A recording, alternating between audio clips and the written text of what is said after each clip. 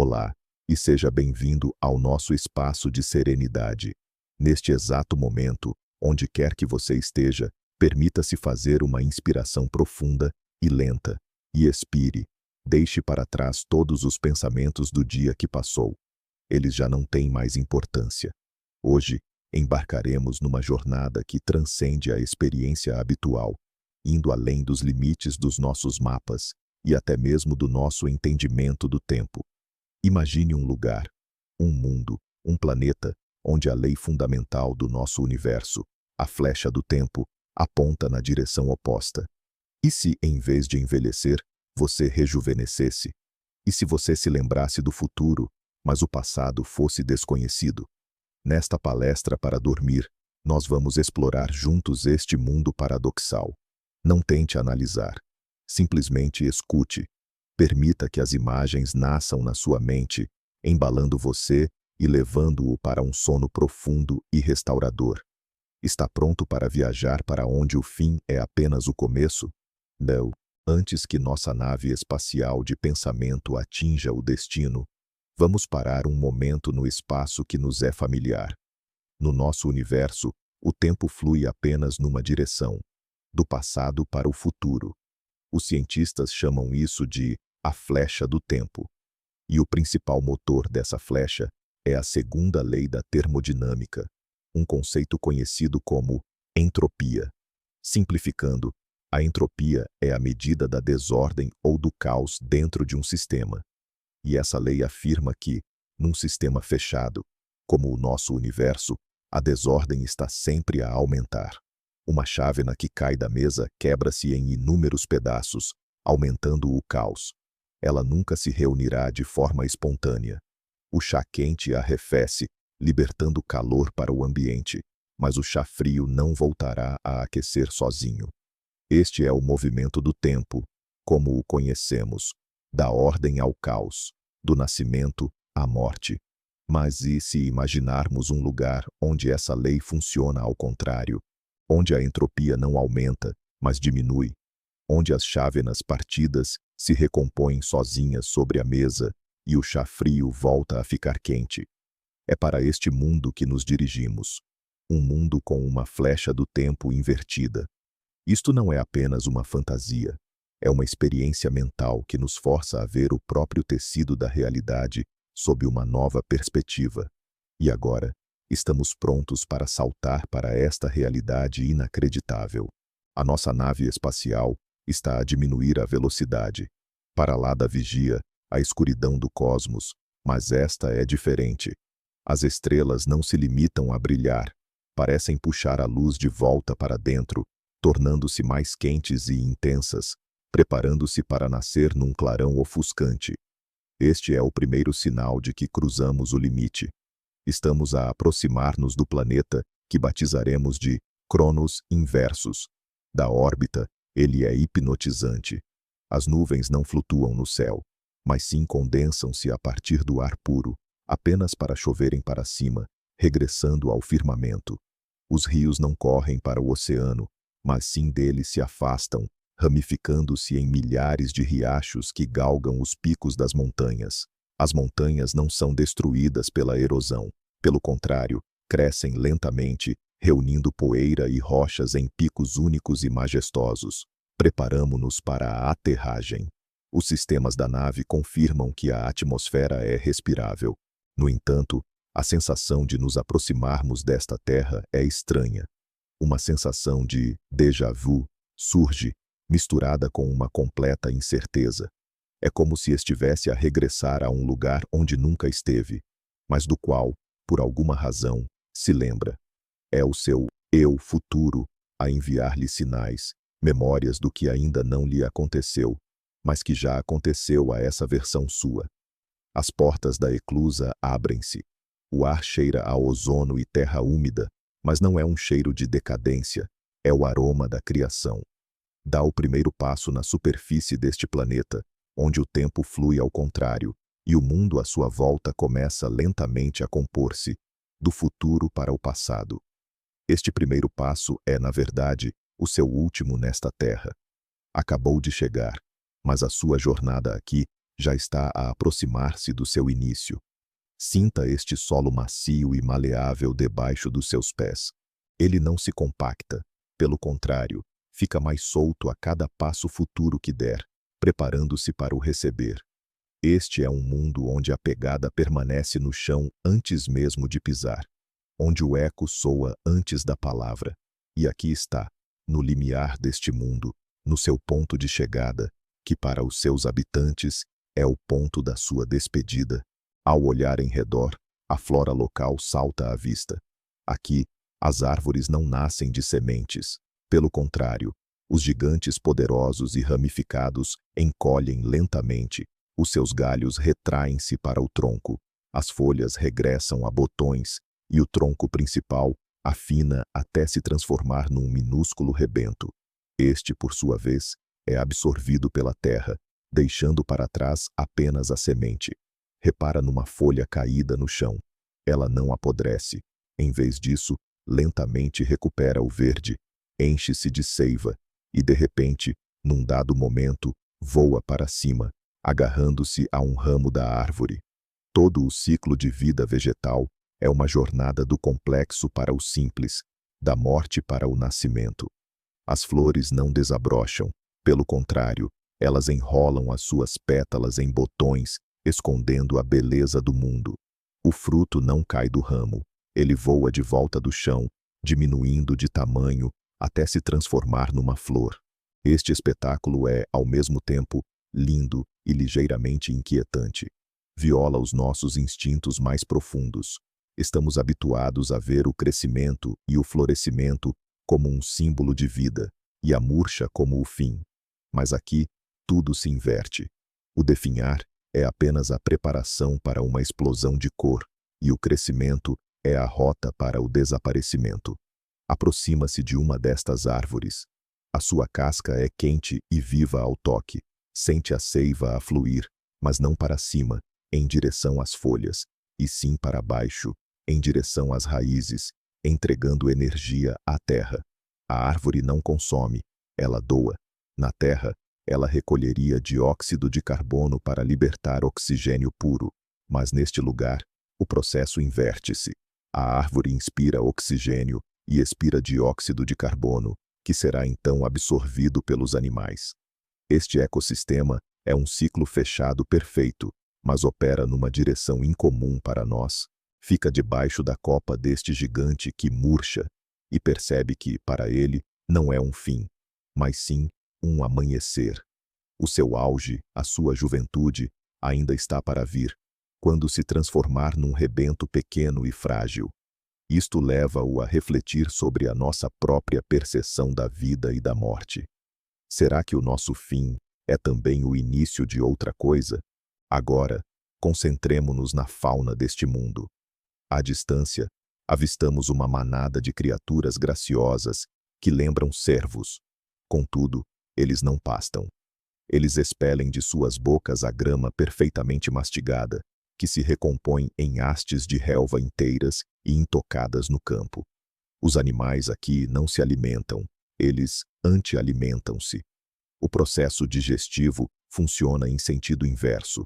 Eles obtêm energia ao se desfazerem da comida, sintetizando substâncias orgânicas complexas a partir das mais simples. O seu ciclo de vida também é invertido. Os indivíduos mais velhos e sábios, carregados de experiência de toda uma existência, deitam-se no chão e se decompõem em elementos mais simples.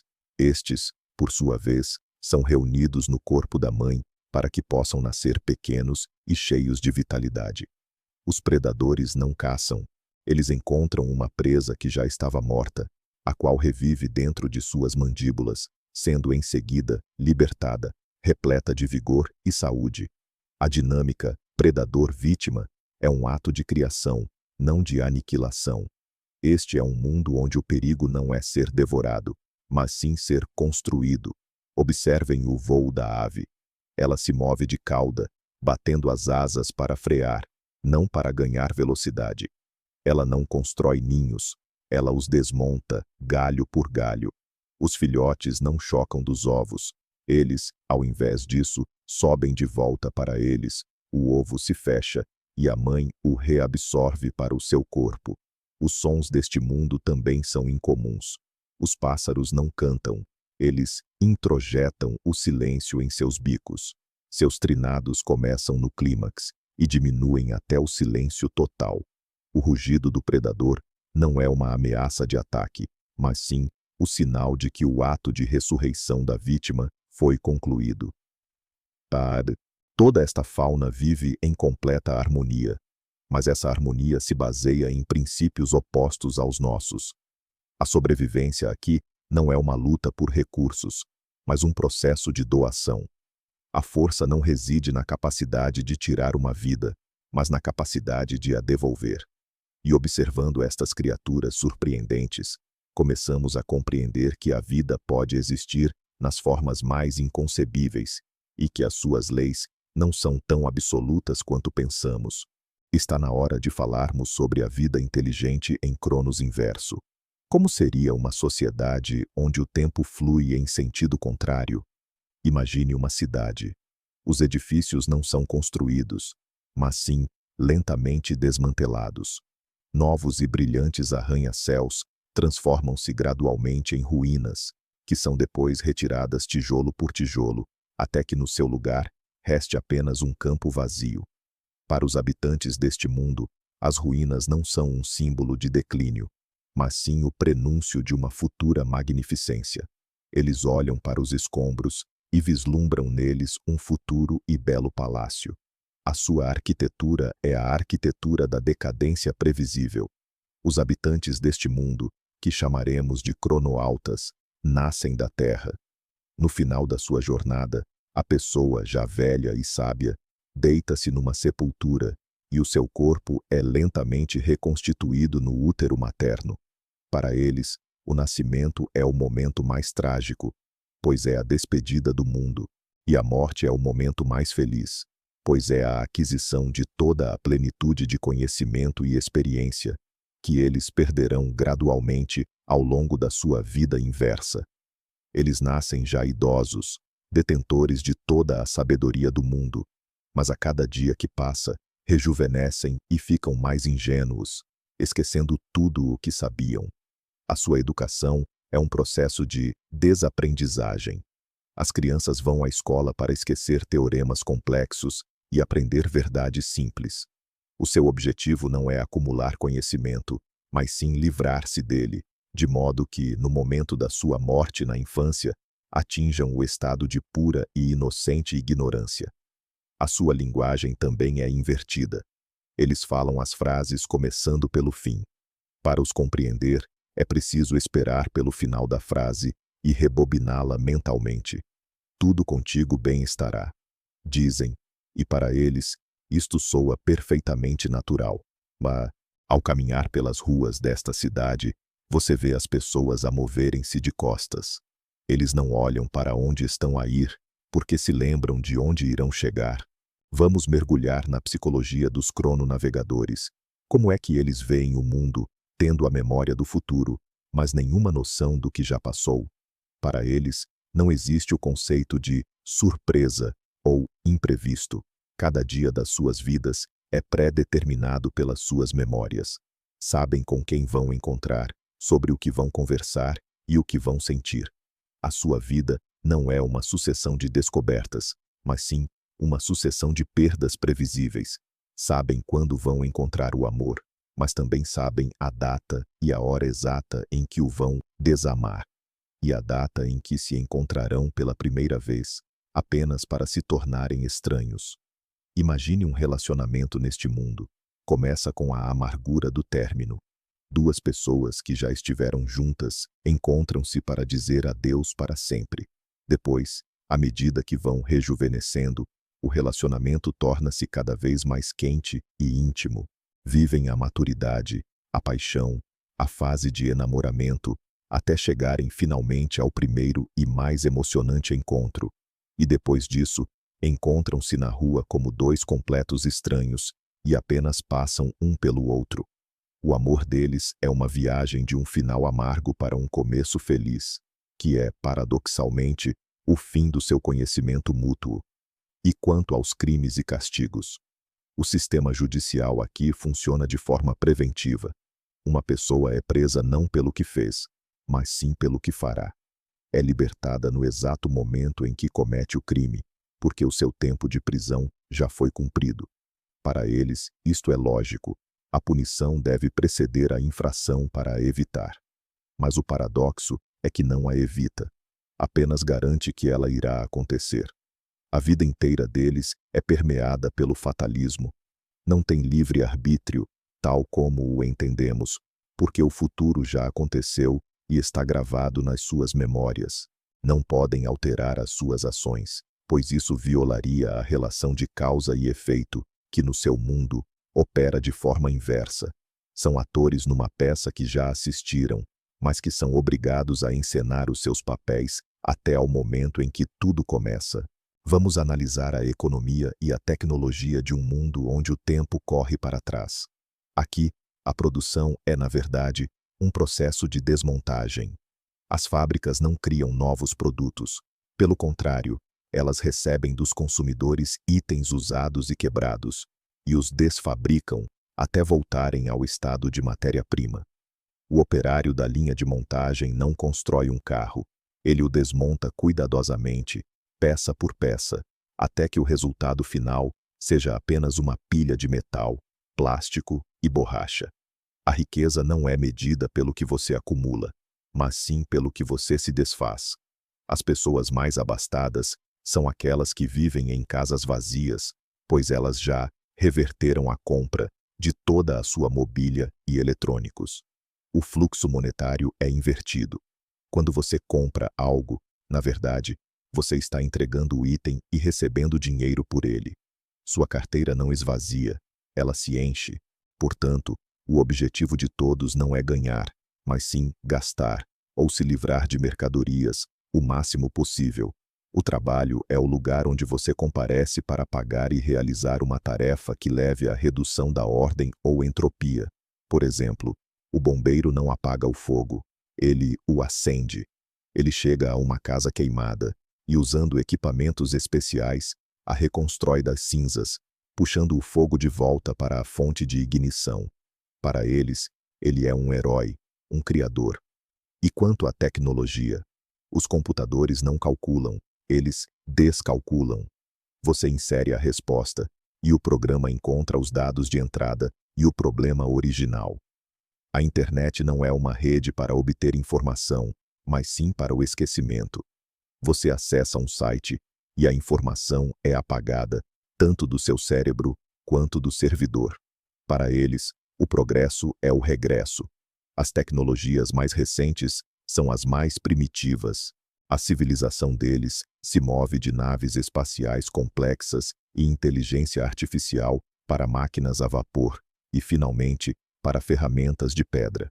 A era de ouro deles está em um futuro distante, que, para nós, é o seu passado primitivo.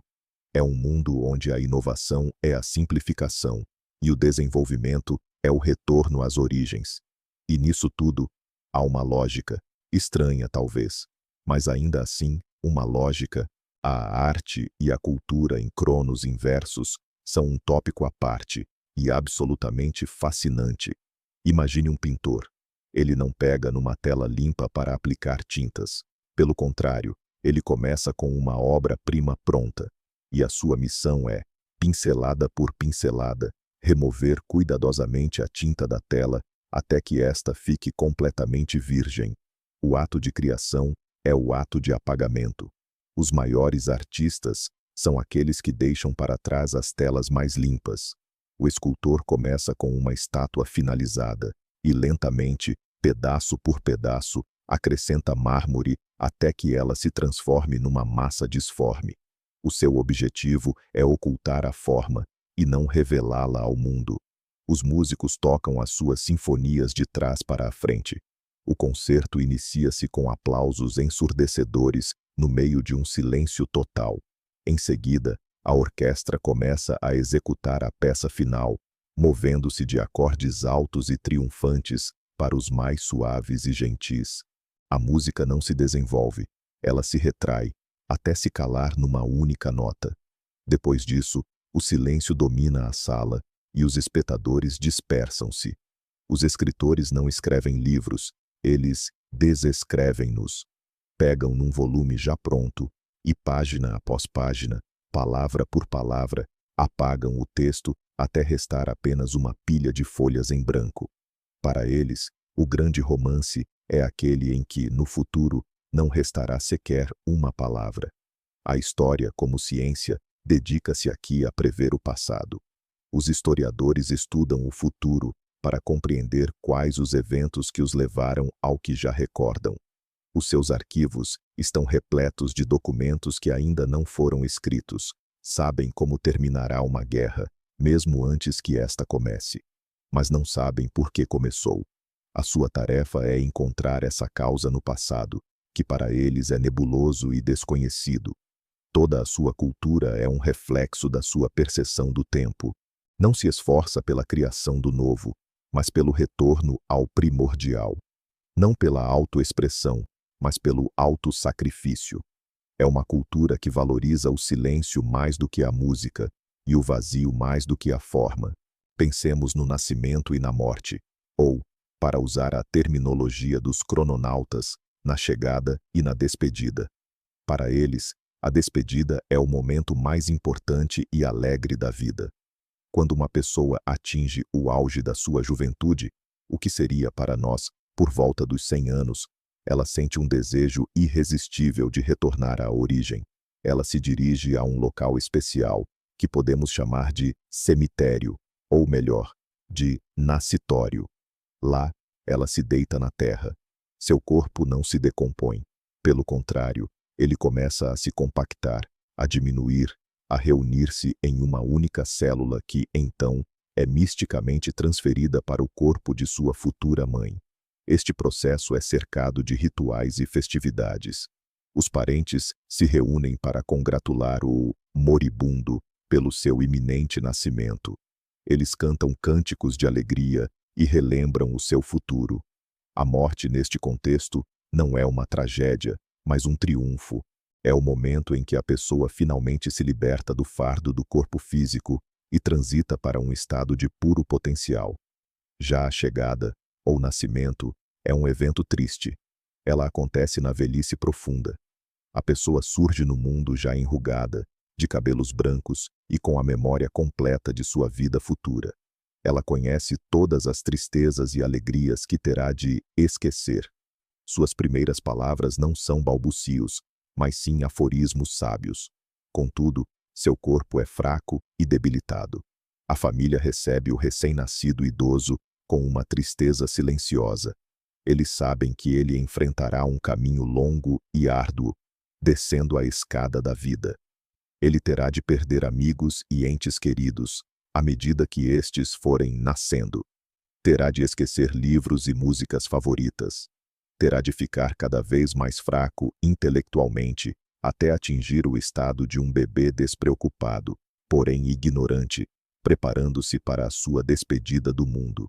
Essa inversão dos conceitos que nos são mais fundamentais cria um sistema de valores completamente diferente.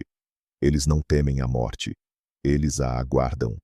E não celebram o nascimento, mas sim sentem profunda compaixão pelos recém-chegados. Vamos explorar a fundo o conceito de informação e conhecimento neste mundo de cabeça para baixo. Como os crononautas já têm a memória do futuro, o conceito de descoberta simplesmente não existe para eles. Tudo o que podia ser inventado já o foi no seu futuro, e eles carregam essa lembrança. A ciência deles não foca na busca pelo novo, mas sim na catalogação e sistematização do que já é conhecido. O cientista, neste contexto, é mais um arquivista do que um explorador. Ele não realiza experimentos para descobrir o resultado.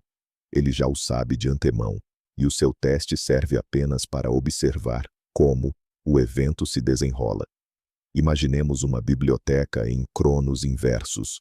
Os livros não são escritos, eles são desescritos.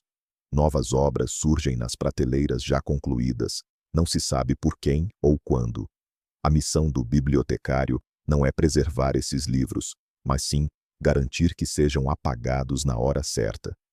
O conhecimento não é uma bênção, é um fardo. Quanto mais se sabe, mais se tem de esquecer.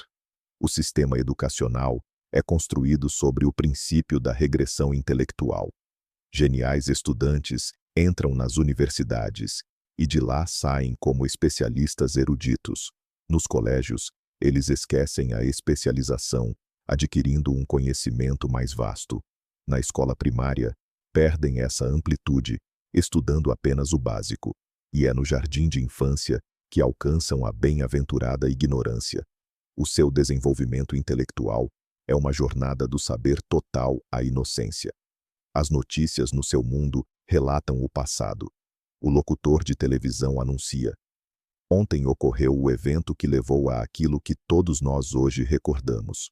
Para eles, o passado é um enigma a ser decifrado, para que compreendam as causas de efeitos que já conhecem. São como detetives que sabem quem é o assassino, mas ignoram os motivos e as circunstâncias do crime. Isso gera um estado mental bizarro. Eles vivem num universo de previsibilidade absoluta, mas estão privados da compreensão das causas primárias. Sabem o que, mas não compreendem o porquê. A sua sabedoria é a sabedoria de um fatalista que aceitou o destino, mas desconhece as suas origens. E talvez esta seja a sua maior tragédia: saber tudo, mas na verdade, não entender nada. Vamos mergulhar na reflexão sobre as leis e a ética da sociedade de crononautas. Como já estabelecemos, a punição sempre vem antes do crime. Mas qual é o impacto disso na escolha moral? Se uma pessoa sabe que no futuro cometerá uma má ação e já cumpriu a pena por ela, há algum incentivo para não a cometer? Não. Pelo contrário, ela é obrigada a fazê-lo para fechar o ciclo de causa e efeito. No mundo deles, os conceitos de pecado ou culpa não existem. Existe apenas a inevitabilidade. O indivíduo não é responsável pelos seus atos futuros, pois é incapaz de os alterar. Ele simplesmente segue o roteiro que já está escrito na sua memória. A ética deles não se baseia no livre-arbítrio, mas sim na estética da execução. Uma boa pessoa não é aquela que pratica o bem, mas sim aquela que segue o seu destino predeterminado com a maior precisão e elegância, quer seja o destino de um herói ou o de um vilão. Os juízes aqui não emitem uma sentença, eles a cancelam. O processo funciona assim: o condenado sai da prisão, comete o crime e então comparece ao tribunal, onde o juiz lê o veredito de absolvição, pois a sua pena já foi cumprida. Os polícias não investigam crimes, eles os impedem, prendendo as pessoas anos antes de cometerem qualquer ato ilícito. Mas essa prisão não altera o futuro, apenas o confirma. E quanto às boas ações? A caridade aqui é um ato de subtração. Você vai até um necessitado e tira dele o dinheiro ou a comida que ele recebeu de você no futuro. Ao ajudar alguém, você está a criar-lhe um problema futuro que caberá a você mesmo resolver. Todo o sistema social deles é uma complexa dança da predeterminação, onde cada passo é conhecido de antemão. Não há espaço para espontaneidade, misericórdia ou redenção no nosso sentido. Existe apenas a obediência impecável ao fluxo temporal, que carrega a todos, do fim para o princípio. Agora, vamos mergulhar na rotina de um crononauta comum. A manhã dele começa de uma forma peculiar. Ele acorda revigorado e cheio de energia. Ele não toma o café da manhã. Na verdade, ele o vomita, e a comida se deposita cuidadosamente no prato. Esse processo o recarrega de energia para o dia que está por vir. Em seguida, ele vai para o trabalho, onde passa 8 horas numa atividade que chamamos de destrutiva. Desmonta o prédio que havia montado no dia anterior e ainda paga ao empregador por isso. Depois do expediente, ele volta para casa, que se torna progressivamente mais suja e desorganizada, já que para ele, a limpeza é o ato de espalhar sujeira. À noite, ele encontra os amigos. A conversa começa com a despedida, e só então eles discutem os acontecimentos de amanhã, pois já têm essas memórias. Eles riem de piadas que ainda não foram contadas, e debatem sobre filmes que sequer viram. Depois, eles se separam, para só então se encontrarem pela primeira vez no dia seguinte. Antes de dormir, o crononauta não lê um livro. Ele o deslê, apagando algumas páginas da sua memória. Ele se deita, e seu corpo acumula gradualmente a fadiga, preparando-se para acordar completamente revigorado pela manhã. Seus sonhos não são imagens do passado, mas sim lembranças vívidas do futuro. Ele sonha com o que acontecerá amanhã, depois de amanhã e daqui a um ano. O sono, para ele, não é um descanso da realidade, mas um ensaio geral do que está por vir. Toda essa rotina pode parecer absurda e sem sentido para nós. Mas para eles, ela é carregada de significado. Eles encontram beleza na previsibilidade, paz na inevitabilidade e alegria em seguir um caminho pré-estabelecido. A vida deles é desprovida de ansiedade quanto ao futuro, pois já o conhecem. No entanto, é repleta de tristeza pelo passado, porque o passado para eles é um mistério eterno. Como é que os habitantes de Cronos inversos veem o passado, o presente e o futuro? Para nós, o futuro é o campo das possibilidades, e o passado é um dado imutável. Para eles, é exatamente o oposto. O futuro, para eles, é algo que já aconteceu e está gravado na memória. É sólido, imutável, como o granito. Eles conseguem lembrar-se do seu futuro da mesma forma que nós recordamos o nosso passado. Um crononauta pode dizer: lembro-me de que, daqui a 10 anos, vou partir a perna. E isto é um facto tão concreto para ele quanto a recordação da nossa festa de formatura escolar é para nós. O presente é apenas um ponto fugaz, o momento em que as memórias do futuro se tornam realidade. É quando o que está predestinado se cumpre. Eles vivem o presente como quem assiste a um filme sabendo o final. Não há tensão nem mistério. Há apenas o processo de observar tudo a seguir o seu curso natural. Já o passado para eles é a terra incógnita, o solo desconhecido. Eles não sabem o que aconteceu antes do seu momento, agora. Só conseguem levantar hipóteses baseadas nas consequências que observam ao seu redor. Por exemplo, ao verem ruínas, eles sabem que, no futuro, ali estará erguido um lindo castelo, mas não sabem quem o construiu ou por quê. Para eles, o passado é um campo fértil para conjecturas, mitos e lendas. A sua história não é uma crônica de factos, mas sim uma coleção de investigações detetivescas.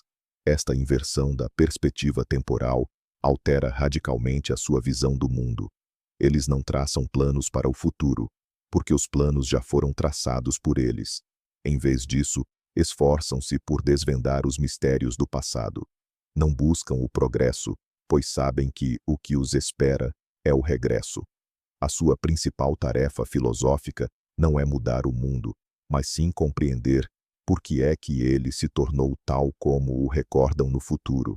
Vamos analisar a linguagem e a comunicação neste planeta surpreendente. Como mencionamos, eles falam frases de trás para frente. Mas isso é apenas a ponta do iceberg. A comunicação deles é desprovida de qualquer elemento de surpresa. Quando dois crononautas iniciam uma conversa, ambos já têm conhecimento de cada palavra que será dita. Para eles, o diálogo não é uma troca de informações novas, mas sim uma confirmação ritualística do que já é sabido. Imagine que você encontra um amigo e, em vez de "Olá, como você está?", o diálogo começa com "Adeus, foi bom conversar". Em seguida, vocês sequencialmente esquecem todos os tópicos discutidos, até chegarem ao momento em que seu amigo faz uma pergunta que você já respondeu. O próprio ato da fala, para eles, é um processo de criação de silêncio. As ondas sonoras não se propagam do falante. Pelo contrário, elas convergem para a boca dele, vindo do ambiente. Quando um crononauta fala, ele absorve o som, e não o produz. A escrita também é invertida. Eles escrevem da direita para a esquerda, e as letras aparecem no papel já prontas, sendo a caneta utilizada para, literalmente, apagá-las. O processo de escrever uma carta é transformar uma folha preenchida em uma folha em branco. E a leitura é a observação de como as letras surgem, por conta própria, em uma página limpa. Por causa disso, não existe o conceito de autoria. O livro não é criado por um escritor. Ele simplesmente se manifesta vindo do futuro. Sendo assim, todas as obras são consideradas de domínio público. A mentira é impossível na sociedade deles. Como se pode mentir sobre o futuro se o seu interlocutor o recorda tão bem quanto você? Qualquer tentativa de fraude seria imediatamente revelada. Por isso, a comunicação é absolutamente honesta e direta. Mas essa honestidade é desprovida de calor. Não há espaço para elogios, pois eles já são conhecidos. Não há espaço para o consolo, porque o resultado já está predeterminado. A linguagem deles é um instrumento preciso, porém frio, dedicado unicamente à fixação do inevitável. Vamos explorar as leis físicas que poderiam reger um mundo assim. O princípio fundamental que governa esse universo é a entropia inversa. Enquanto no nosso universo, o caos só faz aumentar com o tempo, em cronos inversos, qualquer sistema busca a ordem. Objetos espalhados pela sala se organizam sozinhos nas prateleiras. Líquidos misturados separam-se em frações distintas. O calor não se dissipa, ele se concentra. Se você deixar um copo de água à temperatura ambiente, metade dele gradualmente esquentará, enquanto a outra metade virará gelo. A segunda lei da termodinâmica opera aqui com um sinal totalmente invertido. E quanto às outras leis? A gravidade provavelmente continua a atrair os objetos, mas as consequências disso seriam radicalmente diferentes. Por exemplo, uma estrela não se contrai sob a gravidade para acender. Ela ejeta matéria, expandindo-se até se tornar uma fria nuvem de gás. Os planetas não se formam a partir de poeira, eles se desintegram nela. O eletromagnetismo também deve ser invertido. A luz não é emitida pela fonte, ela é absorvida. Uma lâmpada não brilha, ela suga a luz do ambiente, ficando escura. As ondas de rádio não transmitem um sinal, elas o recebem do futuro. Talvez o universo deles não esteja se expandindo após um Big Bang, mas sim se contraindo, preparando-se para o grande colapso. Cada átomo, cada partícula nesse mundo, move-se em uma trajetória oposta à nossa. É um mundo espelho, um mundo antípoda, onde causa e efeito inverteram seus papéis. E estar nele significa sentir constantemente essa contradição fundamental com a nossa própria natureza, acostumada ao fluxo implacável do tempo para a frente. Mergulhemos no universo dos sonhos e do subconsciente dos crononautas. Se a vida desperta deles é um seguir estrito de um futuro já traçado, o que realmente acontece quando adormecem? Poderíamos supor que seus sonhos são apenas um ensaio para o dia seguinte. Mas talvez a realidade seja bem mais complexa. Talvez seja durante o sono que a mente deles encontra uma brecha para escapar da prisão da predeterminação. Talvez, ao dormir, eles não vejam o futuro, mas sim o passado. Não o que está por vir, mas aquilo que já aconteceu. O sono é a única forma de espreitar para lá do véu de incerteza que lhes esconde as próprias origens. Nos seus sonhos, eles testemunham a construção das suas cidades, a escrita dos seus livros e como os seus antepassados realizaram descobertas. Esses vislumbres são nebulosos e fragmentados, muito parecidos com os nossos próprios sonhos sobre o passado. Eles tentam interpretá-los, analisá-los, juntando os pedaços para formar um quadro coeso da sua própria origem. No mundo deles, os psicanalistas não se focam em traumas de infância, já que a infância ainda está por vir, mas sim na interpretação desses sonhos do passado, ajudando o paciente a compreender de onde ele realmente veio. Os pesadelos, para eles, não são o pavor do futuro, mas sim o terror diante da vastidão desconhecida do passado. O pior dos pesadelos seria testemunhar o momento da criação do seu mundo, compreendendo a causa primordial do seu tempo reverso, pois esse conhecimento poderia desmantelar o seu mundo tão confortável e previsível. O subconsciente, portanto, transforma-se no depositário do conhecimento proibido, o da liberdade de escolha, o da possibilidade de um mundo onde o tempo flui para a frente. E talvez, ao acordar, alguns deles sintam por um breve instante esse chamado da liberdade, essa profunda saudade de um futuro desconhecido. Mas logo as lembranças do que tem que acontecer prevalecem, e eles regressam à sua rotina habitual e irrevogavelmente predeterminada. O sono é a sua pequena e secreta revolta contra o tempo. Qual o papel da guerra e dos conflitos numa sociedade assim? As guerras em cronos inversos são um fenômeno muito peculiar. Elas começam com a assinatura de um tratado de paz. Duas nações em estado de tranquilidade decidem subitamente que, no futuro, foram inimigas e assinam um documento que encerra a sua futura guerra. Após isso, inicia-se o processo de desescalada. Cidades destruídas se reconstroem lentamente a partir das ruínas. Os soldados não morrem no campo de batalha. Pelo contrário, eles ressuscitam dos mortos. Os feridos se curam, e as balas saem dos seus corpos e retornam aos canos dos fuzis. A batalha não é caos nem violência, mas sim um processo ordenado, onde tudo se move em sentido inverso. Generais dão ordens que anulam ataques anteriores. Os soldados batem em retirada das posições que ocuparam. A guerra termina com o primeiro disparo, após o qual ambos os exércitos regressam em plena ordem às suas posições iniciais. Entre as nações, restabelece-se a inimizade que serviu de causa para a guerra futura. A motivação para o conflito também é diferente. Eles não lutam por recursos ou por ideologia. Eles lutam porque se lembram de que lutaram. É um dever perante o tempo, cumprir o que já está predestinado. A propaganda não incita ao ódio pelo inimigo, mas recorda a inevitabilidade do conflito. O patriotismo é a disposição de morrer para que no futuro se possa ressuscitar no campo de batalha. As armas são criadas para a desconstrução.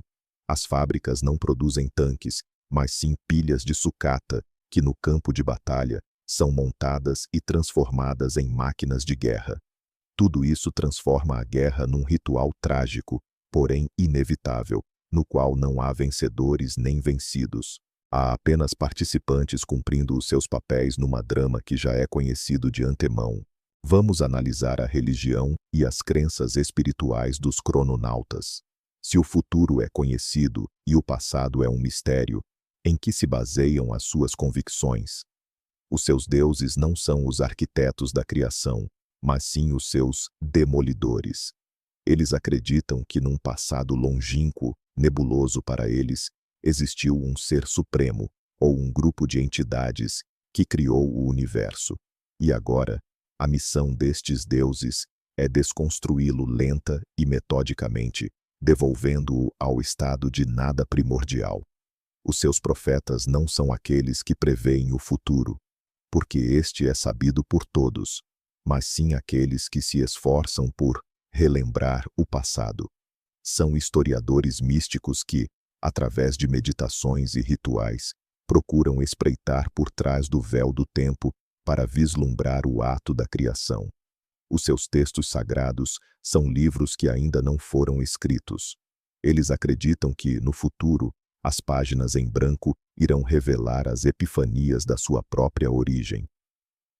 A oração, para eles, não é um pedido pelo futuro, mas sim um agradecimento pelo passado que desconhecem.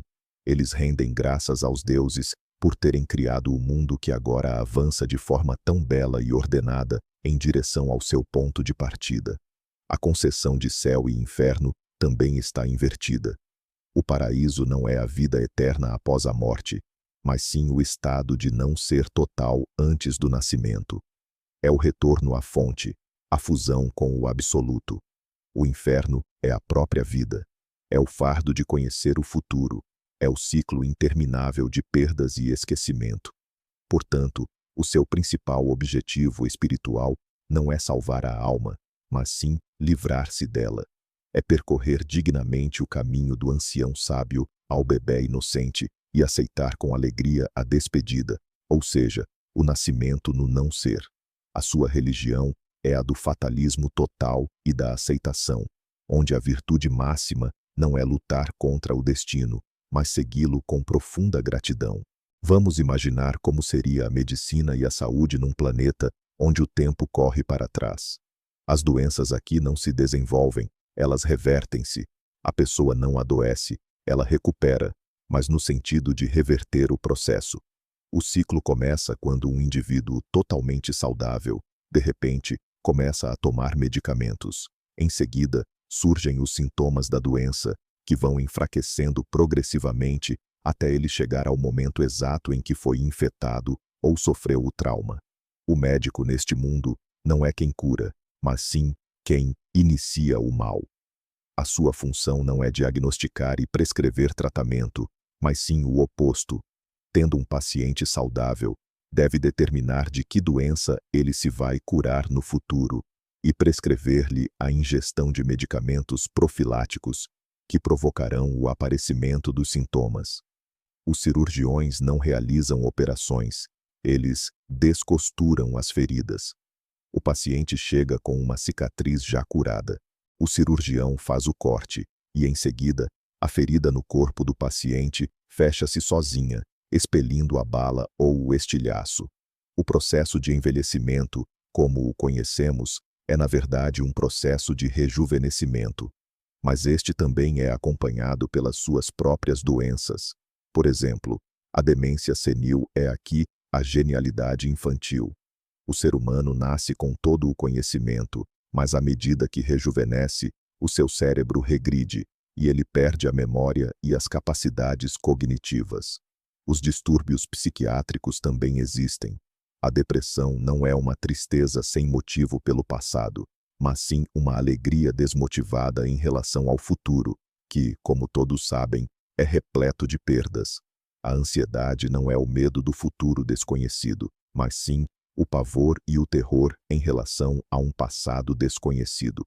Todo o sistema de saúde não visa manter a vida, mas sim o seu fim ordenado, ou seja, o seu início. O objetivo da medicina não é prolongar a existência, mas sim ajudar a pessoa a percorrer o seu caminho de rejuvenescimento da forma mais suave possível, para que possa receber dignamente a sua infância e desvanecer-se no nada. Como os crononavegadores nos veem, a nós, viajantes de um mundo com um fluxo temporal direto. Para eles, somos uma anomalia, um paradoxo. Movemo-nos na direção errada. Quando falamos, eles ouvem a nossa fala de trás para a frente, e para eles, isso é pura confusão. Quando andamos, movemo-nos com o rosto para a frente, algo que consideram extremamente imprudente, pois não vemos onde vamos parar. A nossa aparição no mundo deles é um evento que simplesmente não existia nas suas memórias do futuro. Somos o único elemento de imprevisibilidade no seu universo perfeitamente ordenado, e isso gera neles sentimentos mistos. Por um lado, curiosidade. Somos a prova viva de que existe um tempo diferente, um outro passado. Somos a chave para desvendarem a sua própria origem. Eles tentam nos estudar, analisam o nosso comportamento, a nossa linguagem, buscando entender como o nosso mundo funciona. Por outro lado, há o medo. Nós perturbamos a harmonia deles. Geramos caos na sua previsibilidade. A nossa interação com o seu mundo pode levar a consequências imprevisíveis e criar paradoxos temporais. E se lhes contarmos sobre o seu passado, será que isso destruirá a civilização deles? Ou, pelo contrário, lhes dará um novo propósito? Por isso, eles nos tratam com extrema cautela. Criam zonas especiais onde podemos ficar, sem perturbar o fluxo da sua existência. Eles se comunicam conosco através de tradutores especializados, capazes de pensar em dois fluxos temporais simultaneamente.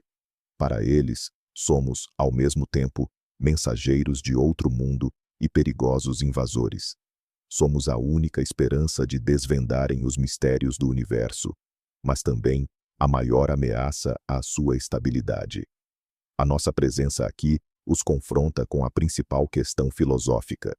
E se o caminho deles não for o único correto? E se existir, afinal, o livre-arbítrio? Analisemos o conceito de família e laços de parentesco. Aqui, a criança não dá continuidade à linhagem, ela a inicia. Ela nasce idosa, e seus pais, que são mais jovens, cuidam dela. Com o tempo, ela rejuvenesce e fica mais forte, enquanto os pais ficam ainda mais novos. Chega um momento em que a criança alcança a idade dos pais, tornando-se, em desenvolvimento, mais madura do que eles, mesmo sendo cronologicamente mais jovem. Os relacionamentos familiares são uma troca constante de papéis. Primeiro, os pais protegem e cuidam do seu filho idoso. Depois, o filho amadurecido e rejuvenescido começa a cuidar dos pais que estão voltando à infância. As gerações não se substituem, elas se movem ao encontro umas das outras. Os avós não são ancestrais, são descendentes. Você nasce antes dos seus pais, e seus filhos nascem ainda antes de você. Para eles, a árvore genealógica cresce para baixo, e não para cima. O amor entre pais e filhos também é diferente neste contexto. Começa com uma compreensão sábia e respeito pelo recém-nascido, que é um idoso, e termina com um cuidado terno e levemente triste pelos pais que se tornaram crianças. Aqui, os divórcios são chamados de uniões. Duas famílias decidem que, no futuro, elas eram uma só, e se unem. Já o casamento é um ato solene de separação, onde marido e mulher decidem que, no futuro, eles nunca se conheceram. Todo esse sistema pode nos parecer confuso, mas para eles é perfeitamente natural. Ele se baseia no mesmo princípio da inevitabilidade. Você não escolhe sua família, você apenas a recorda. E sua missão é viver essa história familiar em ordem inversa, do fim para o começo. Mas e o entretenimento, o lazer? Como se divertem criaturas que não têm surpresas? Nos seus cinemas, os filmes são exibidos de trás para frente. O público chega ao final, já sabendo o desfecho, e assiste à história enquanto ela caminha para o seu início. A intriga para eles não está no como tudo vai acabar, mas sim no como tudo começou. Os gêneros mais populares são os policiais, onde o assassino é conhecido no início e o motivo revelado no fim. As peças de teatro são outra inversão. O espetáculo começa com a reverência e os aplausos do elenco. Em seguida, eles encenam o ato final, depois o penúltimo, e assim por diante, até o início. Os atores não decoram a fala, eles a esquecem ao longo da peça. O esporte é uma competição de anticonquistas. Na pista, os corredores partem da linha de chegada e correm em direção ao início. O vencedor é aquele que chega por último. Os nadadores não buscam a velocidade máxima, mas sim o oposto, o tempo mais lento. O recorde é a marca mais demorada. Uma partida de xadrez começa com o xeque-mate, e os jogadores, em turnos, reposicionam as peças em suas casas originais. Perde quem conseguir devolver todas as suas peças primeiro. Todo esse entretenimento é uma forma de reviver um futuro que já é conhecido. Eles não buscam adrenalina ou novas sensações. Eles buscam o prazer estético da contemplação de um mecanismo do tempo que funciona de maneira impecável. Seu lazer é uma meditação sobre a predestinação, uma maneira de reafirmar que tudo segue o seu curso natural, e que nisso reside uma beleza e uma paz singulares. Imaginemos o sistema de ensino em cronos inversos. Ele é radicalmente diferente do nosso. O seu objetivo não é transmitir conhecimento, mas sim o contrário, retirá-lo. Lá, a criança nasce já como um ancião sábio. Não precisa ser ensinada, pois já sabe de tudo. Os seus primeiros anos são dedicados ao desaprendizado doméstico, onde os pais a ajudam a esquecer as mais intrincadas concepções filosóficas. Em seguida, ela ingressa na universidade. Ali, os professores, mais jovens e menos instruídos que os seus alunos, dão palestras concebidas para apagar o conhecimento. Os estudantes fazem exames onde precisam provar o quão profundamente esqueceram. O aluno nota 10 é aquele que entrega a folha em branco. Depois da universidade, passam para o colégio, onde se livram da erudição vasta. Em seguida, vão para a escola fundamental, onde se esquecem das bases da escrita, da aritmética e da leitura. Finalmente, chegam ao jardim de infância, onde atingem o estado de bem-aventurada ignorância. O professor, neste sistema, não é uma fonte de saber, mas sim um absorvedor. A sua missão é criar um ambiente onde o processo de esquecimento possa ocorrer com a máxima eficiência. Os seus livros didáticos são escritos com tinta que desaparece. A cada página lida, o texto é apagado. As bibliotecas são lugares onde os livros não são emprestados, mas sim recolhidos, para que possam ser raspados e limpos por completo. Todo este processo pode parecer-nos absurdo, mas é uma consequência lógica da forma como o seu mundo funciona. Se a vida é uma jornada do conhecimento para a ignorância, a educação deve facilitar esse movimento e não obstruí-lo. O seu ideal não é a mente iluminada, mas sim a folha em branco, pronta para desaparecer na não existência. Vamos falar sobre o conceito de progresso.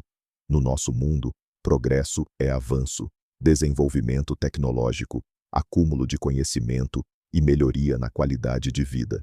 Em cronos inversos, é o oposto. O progresso deles é o regresso. A civilização deles move-se do complexo para o simples. Lembram-se de que, no seu futuro, havia carros voadores, inteligência artificial e viagens interestelares. Mas o seu presente é um mundo de automóveis e computadores. E o seu passado, que para nós seria o futuro, é um mundo de máquinas a vapor. E depois, de machados de pedra. Os engenheiros e cientistas deles não trabalham na criação do novo, mas sim na desconstrução do que já existe. Eles desmontam mecanismos complexos para entender como criar algo mais simples. O objetivo não é complicar, mas simplificar. Este progresso invertido reflete-se em tudo. A arquitetura migra dos arranha-céus para as cabanas, a medicina da engenharia genética para a fitoterapia, a arte de sinfonias complexas para simples cânticos.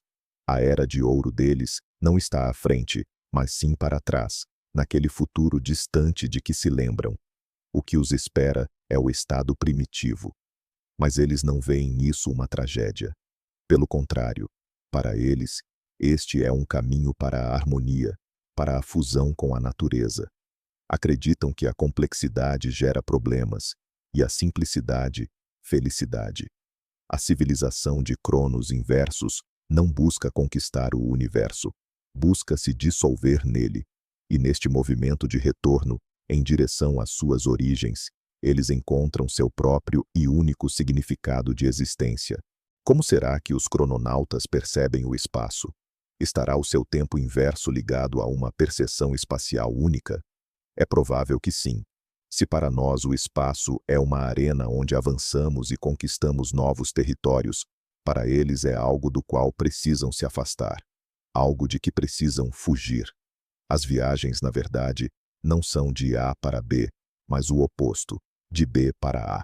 Eles iniciam a viagem no destino e a terminam no ponto de partida. O mapa do seu mundo não indica onde eles estão, mas sim onde irão parar. Não descobrem novas terras, eles as fecham, apagando-as dos mapas depois de as terem deixado. Talvez o próprio espaço não seja estático para eles. Se o seu universo se contrai, o espaço entre os objetos diminui constantemente. As galáxias não se afastam, elas se aproximam. As estrelas no céu não ficam mais fracas, mas sim mais brilhantes. As distâncias encurtam-se. Isto criaria uma sensação de claustrofobia para nós, o sentimento de que o mundo está a apertar-se à nossa volta. Mas para eles, isto é, provavelmente, o normal. É apenas mais uma manifestação da lei universal de retorno à origem, à singularidade de onde tudo começou. Os seus cosmonautas não viajam para outros planetas, eles regressam deles. Os seus navios espaciais não descolam de um espaço-porto, mas da órbita de outro planeta, e aterram no seu mundo natal. O cosmos, para eles, não é a fronteira final, mas sim o ponto de partida. E todas as suas aspirações não são dirigidas para fora, mas para dentro, em direção ao centro do universo que se contrai. Vamos abordar o tema mais complexo e paradoxal de todos: a causalidade. No nosso mundo, a causa sempre precede o efeito. Premimos o interruptor, causa, e a luz acende, efeito. Em cronos inversos, é o oposto. O efeito precede a causa. A luz apaga, efeito, e só depois alguém carrega no interruptor, causa. O vaso partido já está no chão, efeito, e em seguida, o gato salta para a mesa e derruba-o, causa. Isto chama-se causalidade inversa. Viver num mundo assim significa observar constantemente o universo a corrigir-se a si mesmo. Vemos o resultado, e só depois observamos o processo que o levou a acontecer. Isto muda completamente a noção de responsabilidade e de livre-arbítrio. Se virmos que a nossa casa ardeu, sabemos que no passado teremos de a incendiar, nós ou outra pessoa. Não podemos deixar de o fazer, caso contrário, a lei da causalidade seria violada. Isto cria um mundo sem acasos. Tudo o que acontece, acontece não por acaso, mas porque tem uma consequência futura a que deve obedecer. Se tropeçamos e caímos, é porque, no futuro, teremos de estar no chão. Os físicos deste mundo não procuram leis que descrevam como as causas levam aos efeitos. Eles procuram leis que expliquem como os efeitos dão origem às causas. Toda a sua ciência, filosofia e vida cotidiana se baseiam neste princípio fundamental. Eles não vivem num mundo de causas, mas sim num mundo de propósitos. Cada evento tem o seu objetivo no futuro, e o mundo inteiro move-se para cumprir essas metas. Este é um mundo de teleologia total, onde tudo tem o seu destino. Imaginemos como seria sentir emoções em um mundo onde o tempo corre ao contrário. A alegria de um bom acontecimento chega antes mesmo que ele ocorra. Você ri, e só depois alguém conta a piada. Você sente alívio, e só depois resolve aquele problema difícil. A emoção antecipa o evento que a causou. E quanto ao luto, a tristeza pela perda de um ente querido chega muito antes de seu nascimento. Você chora por alguém que ainda está vivo e saudável. E quando essa pessoa parte, o que você sente é alegria e paz. O amor, nesse contexto, começa com a dor da separação e só termina com a felicidade do primeiro encontro. O medo não é o temor do que está por vir, mas sim a expectativa ansiosa da causa do que já aconteceu. Por exemplo, você sente a dor, a consequência, e só depois vê a pedra cair em sua direção, a causa. Seu medo não é da pedra em si, mas da antecipação de sua queda. Essa inversão emocional deve gerar um estado interno extremamente bizarro. Seus sentimentos estão sempre à frente da realidade. Você vive num constante déjà vu, onde suas emoções são os spoilers da sua própria vida. Talvez, com o tempo, os crononautas tenham aprendido a suprimir seus sentimentos para não estragar a experiência de vivenciar eventos já conhecidos. Ou, pelo contrário, eles valorizam essa previsibilidade emocional que os livra de grandes choques e os prepara para quaisquer reviravoltas do destino. O mundo emocional deles é um mundo sem surpresas, mas talvez também sem traumas profundos. Vamos parar para pensar um pouco sobre o livre-arbítrio. Será que os crononautas realmente o possuem? Do nosso ponto de vista, é óbvio que não. O futuro deles já está escrito nas suas memórias, e eles não podem desviar-se dele. Eles são fantoches nas mãos do tempo, sendo arrastados na direção inversa. Qualquer tentativa de agir de forma diferente do que recordam está condenada ao fracasso. Se você lembra que amanhã vai virar à direita, é impossível virar à esquerda. Uma força desconhecida, ou a simples lógica do seu mundo, irá obrigá-lo a fazer a escolha certa. Isto é um determinismo inflexível. Mas como é que eles próprios percebem a sua existência? Será que se consideram não livres? Provavelmente não. Para eles, o conceito de liberdade pode significar algo inteiramente diferente. Por exemplo, a liberdade, para eles, não é a liberdade de escolha, mas sim a liberdade da escolha. Estão livres da angústia de ter que decidir o que fazer, do medo de errar e do arrependimento por uma decisão mal tomada. O seu caminho é claro e predestinado, e é nisto que encontram a paz e a harmonia. A liberdade deles é a capacidade de corresponderem, de forma plena e exata, ao seu próprio destino. É a chance de serem o ator perfeito na sua própria peça. Eles podem argumentar que somos nós, com o nosso futuro incerto e a nossa liberdade de escolha, que na verdade somos escravos. Somos escravos das nossas paixões, das nossas dúvidas, da nossa ansiedade. Vivemos com o constante receio de cometer um erro. Eles, por outro lado, estão livres de tudo isso. Simplesmente vivem, sabendo que tudo está a acontecer exatamente como deveria. Esta é uma questão filosófica muito complexa, e a resposta depende inteiramente do que colocamos dentro da definição de liberdade. Agora que estamos tão imersos neste universo, é hora de refletir sobre os paradoxos que ele inevitavelmente gera. O mais famoso é o paradoxo do avô. Se você voltar no tempo e matar seu avô, você nunca terá nascido, o que significa que não poderia ter voltado para matá-lo. Num mundo com o tempo invertido, esse paradoxo também existe, mas de forma inversa. Vamos chamá-lo de paradoxo do neto. Suponhamos que você saiba que no futuro terá um neto. Você tem a memória dele. Mas e se você decidir nunca ter filhos? Você não pode fazer isso, pois entraria em conflito direto com a sua lembrança prévia do neto. Mas o que, afinal, o impede fisicamente? Neste mundo invertido, o paradoxo se resolve de maneira simples. A própria estrutura da realidade não permitirá que você tome uma decisão que contradiga um futuro que já aconteceu. E quanto ao paradoxo informacional? Imagine um cientista que, no futuro, inventa o motor de movimento perpétuo. Ele registra o esquema. Essa informação viaja para o passado, ou seja, para o nosso futuro. Outro cientista encontra esse esquema e constrói o motor. Mas afinal, quem o inventou? A informação surge do nada, sem uma fonte original. Este paradoxo pode ser a base do seu regresso tecnológico. Todo o conhecimento que eles possuem é, na verdade, informação vinda do futuro, sem um autor definido. Eles não criam nada de novo, apenas reproduzem o que já foi criado no futuro, por alguém que permanece desconhecido. O mundo deles está repleto desses loops lógicos e círculos viciosos. E talvez eles simplesmente tenham aprendido a ignorá-los, aceitando-os como algo intrínseco, uma parte inescapável de sua estranha e invertida realidade. Chegamos ao fim da nossa jornada conceitual. É tempo de nos despedirmos de cronos inversos. Nossa nave está pronta para a partida.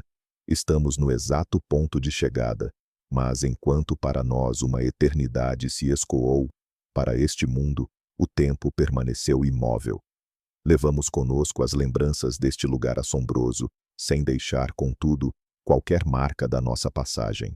Afinal, todos os nossos rastros já existiam aqui antes de chegarmos e se apagaram no instante em que nos manifestamos. Um último olhar de despedida para este mundo, para as árvores que reabsorvem suas folhas, para os rios que correm para as montanhas, para as ruínas que conservam a memória da sua futura grandeza, para os seres que caminham de costas, avançando em direção ao seu passado. Este mundo não é mera fantasia, é um experimento mental que nos impele a refletir sobre os pilares da existência. O que é o tempo? O que é a memória? O que é a vida? Estamos habituados a crer que a flecha do tempo só se move numa única direção. Mas e se isso for apenas uma das infinitas possibilidades? E se, em algum lugar deste ou de outro universo, existirem mundos regidos por leis totalmente distintas? mundos onde a morte é o princípio e o conhecimento uma maldição, mundos desprovidos de livre-arbítrio, mas abençoados com a paz absoluta. A exploração destes universos hipotéticos expande a nossa consciência. Ajuda-nos a compreender a fragilidade e a singularidade da nossa própria experiência. Obriga-nos a valorizar o nosso futuro desconhecido, a nossa capacidade de escolha e a nossa dádiva de criar e inovar. E assim, a nossa nave descola da superfície. O planeta de tempo invertido afasta-se, diminui, tornando-se um ponto de luz que se retrai sobre si mesmo e desaparece. Regressamos ao nosso mundo habitual, onde o tempo flui para a frente. Voltamos a sentir o futuro a abrir-se diante de nós, repleto de possibilidades e incertezas. Podemos novamente fazer planos, sonhar, cometer erros e corrigi-los. A experiência em cronos inversos não passa despercebida. Ela transforma a nossa percepção. Agora, ao olharmos para uma pessoa idosa, podemos imaginar que ela não está a desvanecer-se, mas sim a preparar-se para um novo começo. Ao contemplarmos ruínas, conseguimos ver nelas não apenas o passado, mas também o potencial para o futuro. Ao ouvirmos música, podemos refletir sobre o silêncio de onde ela nasceu e para onde irá regressar. Começamos a compreender que o passado, o presente e o futuro não são apenas segmentos numa linha reta, são conceitos complexos e interligados. O nosso passado vive na nossa memória e molda o nosso presente, e o nosso presente, as nossas escolhas de hoje, criam o nosso futuro. Nós não somos observadores passivos, como crononautas. Somos os arquitetos ativos do nosso próprio tempo, e nisso reside a nossa maior responsabilidade e o nosso maior dom. A viagem terminou, mas as reflexões sobre ela estão apenas a começar. E, talvez, sejam exatamente essas reflexões que nos ajudem a entender melhor quem somos e o nosso lugar nesta vasta e misteriosa universo. Nossa nave retornou ao seu ponto inicial. A jornada para o planeta onde o tempo corre em sentido inverso chegou ao fim. Vimos um mundo de ponta-cabeça, onde a morte é, na verdade, um nascimento. O conhecimento é um peso, e o futuro não passa de uma lembrança imutável. Conhecemos uma civilização que vive sob total predeterminação, onde não há espaço para surpresas ou livre-arbítrio, mas que encontrou a sua própria e particular harmonia. Esse mundo nos obrigou a reconsiderar o que é familiar. O amor que se inicia com a despedida, a arte que aspira ao vazio e o progresso que, ironicamente, conduz à simplicidade. A principal descoberta foi perceber o quão preciosa é a nossa própria realidade. O direito de não saber o futuro, a capacidade de escolher o nosso caminho, a liberdade de nos surpreender, errar e aprender. Nada disso é garantido, é um presente imensurável. Esta palestra foi uma jornada que não nos levou tanto ao cosmos, mas sim para dentro da nossa própria consciência, tocando os fundamentos da nossa percepção de mundo. E agora, enquanto você se acomoda no seu quarto, na sua cama, permita-se sentir como o fluxo habitual do tempo volta a te embalar. O passado já está para trás. O futuro permanece um mistério. Só resta este exato momento. Um momento de calma e de silêncio absoluto. Permita que as imagens desse mundo estranho se dissolvam, deixando para trás apenas uma sensação de relaxamento profundo. Agradeço por ter passado este tempo comigo. Se esta jornada ajudou você a se desligar e a se preparar para o sono, por favor, deixe o seu like e se inscreva no canal para não perder nossas próximas palestras. E agora, gostaria de deixar uma pergunta para você refletir enquanto adormece. Se você tivesse a chance de conhecer o seu futuro por completo, do princípio ao fim, você aceitaria esse conhecimento? Deixe sua resposta nos comentários ao acordar. Por enquanto, apenas descanse. Uma boa noite e sonhos tranquilos.